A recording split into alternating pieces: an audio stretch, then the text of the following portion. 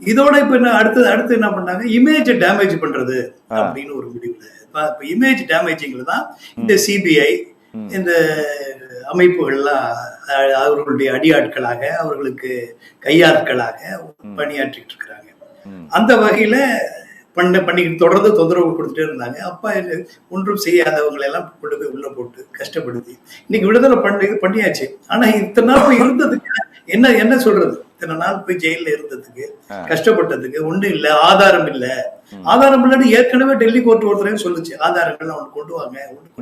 இவங்க கோர்ட்டையே ஏமாத்துறாங்க. கோர்ட்டுக்கே போய் பெயில் கொடுக்க வர்ற நேரத்துல அங்க போய் என்ன சொல்றாங்க, ஆதாரங்கள் இருக்குங்கிறாங்க. கோர்ட் அதை வந்து கையில வாங்கிட்டு பேசுறது இல்லை. முதல்ல அப்படிதான் இவர் ஜெயில இருக்கும் போது ஒரு கேஸ்ல வெளியே நான் காலையில விடுதலை ஆக போறாருன்னு நாங்கெல்லாம் நினைச்சுட்டு இருக்கிறோம். திரும்ப சிபிஐ போய் இன்னொரு கேஸ் போடுது, எங்ககிட்ட ஆதாரம் இருக்கு அப்படின்னு. இப்படியே சொல்லி இவர்கள் தொடர்ந்து இந்த சட்டத்தையும் அரசியலமைப்பு சட்டத்தையும் இந்த ஜனநாயகத்தையும் மனித மாண்புகளுக்கெல்லாம் எதிராகவே இவர்கள் தொடர்ந்து செயலாற்றிட்டு இருக்காரு. இது ஜனநாயக விரோதமானது, மக்களுக்கு எதிரானது. என்னால் இது வந்து இதுக்கு ஒரு நிச்சயமாக எல்லாத்துக்கும் ஒரு எல்லை உண்டுன்னு சொல்லுவாங்க. எந்த ஒரு